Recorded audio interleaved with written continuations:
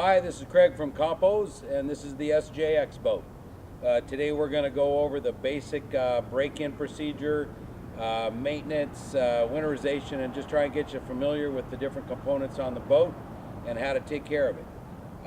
Pretty basic stuff. It's in the owner's and service manual, but it's always good to be able to point and look at the different components. So you can always refer to this video after you get the boat on the water if you have any questions, or feel free to call us at 1-800-478-7669. Okay, let's get started.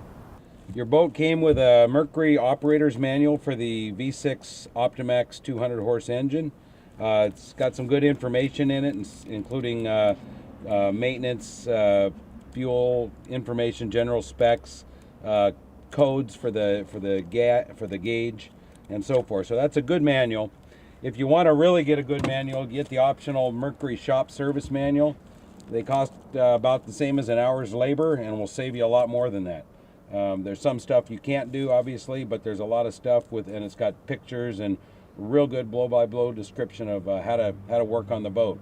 So this is a good investment. It's about $100, but it's a really good investment in your boat. So I recommend you buy a Mercury service manual, and it's for the 200 Optimax jet drive.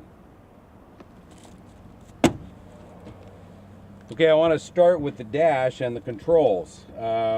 Basically, we have a tether cord, which should be attached. It's attached to the dash. It's an emergency shutoff. When you're operating the boat, this should be attached to your life vest or something attached to your body. And that is in the event that you come out of the boat for any reason, the engine stops. So we strongly recommend you always wear your tether cord, attach it to your body. The remote control is a single lever remote control. It's got neutral, forward, and reverse. We prefer this over the dual lever just because it's so much easier to make an emergency maneuver if you need to. What you need to know is that the boat will not start unless it's in neutral. If it's out just a little bit, you'll see me try and start it. The horn comes on, but nothing happens. You have to be in the little neutral. It's a little detent area there, and then the boat will start. Sometimes if you're operating the boat, if you're floating down a river and you need to start real quickly because you're approaching a shallow shelf or a sweeper, you can simply hold the key all the way over and move the control down until you hear it start. That's just a shortcut if you need to use it, but we recommend just putting it in neutral and then starting it. On the key, every time you turn the key to the on position, you'll hear the hot horn chirp, and that's just to let you know the horn is working. Doesn't mean anything's hot. Hot would be indicated if it came on and stayed on solid after you started it. So basically, you just turn the key to the on position. When you do that, it activates the fuel lift pump, so it takes fuel up to the engine, and then you turn the key over. The beauty of these boats is they start so easy. The engines almost always start within a second. If they don't, there's something wrong. It should just turn over and start. No issues of cold starting. There's no primer or choke. It's all fully automated. It senses your atmospheric pressure, your temperature outside, everything, and it will start accordingly. So really nice system there. The boat RPM. This has got the SmartCraft gauge, which comes with the SJX. It's about a $700 or $800 gauge. It's the top of the line. It's got a multitude of features. We'll go through some of them. But basically on the RPM, your boat's going to run at a wide open throttle. It's governed to about 5,500 RPM, right in that range. And so 5,500 it would be considered wide open throttle. Usually faster than you want to go most of the time, both for sightseeing and fuel economy. Your best fuel economy is in the 3,800 to 4,000 RPM range.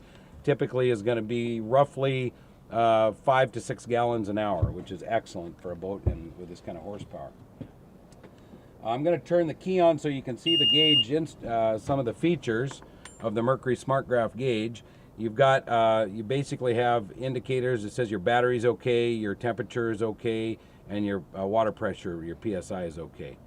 And the bottom of the gauge is a mode switch, and you can click through the switch, and you'll see we're at 12.4 volts with the battery.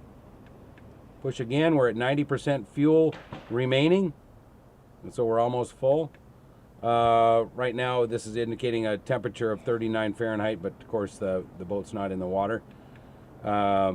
You have a water pressure gauge, and of course the boat's not running normally. That would be in the 6 to 8 psi range when you're up on step. Lower at idle, of course. Again, this shows both your voltmeter and the total hours on the boat. This boat has 116 hours. It's got your gallons per hour. For sure we're not burning anything right now because the engine's not running, but this is a nice, you can watch what the engine's burning, and this is the total amount of fuel used to date on the boat. And then your digital RPM, which will be equal to your analog RPM gauge, and so you can watch it there. It also has some trolling features. You can set your trolling speed for back trolling or trolling for silvers. You can select your trolling speed by tapping the troll up or troll down button, and it adjusts your RPM idle. Kind of a nice feature for trolling. You also have an analog fuel gauge, which will match with your fuel percentage gauge. These tanks are 40 gallons, so you'll know that when you're at about half a tank, you have about 20 gallons left, but your gauge will confirm that. Before starting the boat, you should always hit the blower, and you'll be able to hear it run. Your blower removes any fuel fumes from the engine compartment. The Coast Guard recommends you run that for 5 minutes before starting. What I like to do is when I arrive at a boat launch, before I even take my tie downs off, I reach in and I hit my blower, and that just saves you from having to wait for the blower to run for 5 minutes. Once you're up on step, your louvers on the back of the engine compartment here, you have an air intake louver on the port side and an air out on the starboard side, and that, as you're up on step, that removes the need to run your blower. So after you're up on step, you can shut the blower off, and the normal air movement going through there will take care of keeping your engine area free of fumes. You have a mechanical bilge pump that comes with the boat, 500 gallons per hour bilge pump. There's also a secondary pressure pump that just lays on the bottom of the bilge, which also pumps water out if you're up on step, so you don't have to run this in a rain. If it's raining or something, it should keep up. We'll go over that when we go back to the engine. You have your navigation lights, which are on the side of the boat, Coast Guard required. Up is for your running lights, the middle is off, and down is for your stern light, which we'll show you that when we're at the back of the boat. That's for if you're anchored up, so other boats know that you're anchored up. It's important to remember to leave this in the middle. These are nice. This is a nice panel because they're lit if the gauge is on. So you want to leave it in the middle. Most of the time, obviously, if you're not running the boat, if you have young kids in the yard, you may want to get a battery selector switch where you can shut the battery off. Otherwise, if they play with the switches and leave that on, come Memorial Day, you're ready to go boating and the battery's dead because the lights have been on for a week. So leave that off. This is your optional wiper switch if you have a windshield wiper. There's an accessory switch if you want to run, running lights or radios or anything. It's all rigged already for running lights.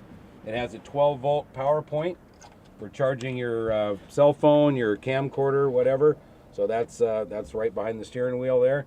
And then it has a horn, just to let boats know you're approaching or emergency. You can hit your horn button. This particular boat has the optional heater, and it won't make heat unless you're at 3,000 RPM or higher, which is basically up on step, but it makes tremendous heat. It has a fan for low, medium, and high, and the vent louvers are up on the dash here. This is your standard heater kit. You can spin it around to face the window, and over on the port side is your optional passenger heater that runs through the cargo box here and up on the other side to keep mama warm. Don't sell many of these to married people that don't opt for the passenger heater kit for obvious reasons. Okay, we are going to continue on now to one of our more recent innovations, which is our helm lever. This operates the rear stomp grate from the helm lever, from the helm position, so that if you ever get any debris in your jet, you don't even have to run to the back and hit the mechanical stomp, the easy clean grate. All you have to do is grab this lever, pull, and it pulls down on the lever, as you'll see, and that cleans the intake out. Very important, you always want to have the key off when activating either the helm lever or pushing on the stomp grate. Just turn it off just for a second or two while you clear the jet, and that way it prevents you maybe ingesting something off the river bottom even at idle. These are incredibly powerful pumps, and it'd be a real shame to ingest more than you already had in there. But these are a wonderful device. Just use it appropriately by turning the key off, cleaning the clean out, and then starting the boat back up. One other word of caution: if you ever really pack that intake tight, if you jam it, you run aground and you have a lot of rocks in the intake, if you can't operate this with one hand, don't force it with two. Go to the back and step on the grate. You have a lot better leverage from your foot pushing down on the grate from the cable versus the cable pulling down from underneath, and you don't want to bend the cable or break it. So that is pretty much everything up on the dash. We'll move on back to the what powers the boat.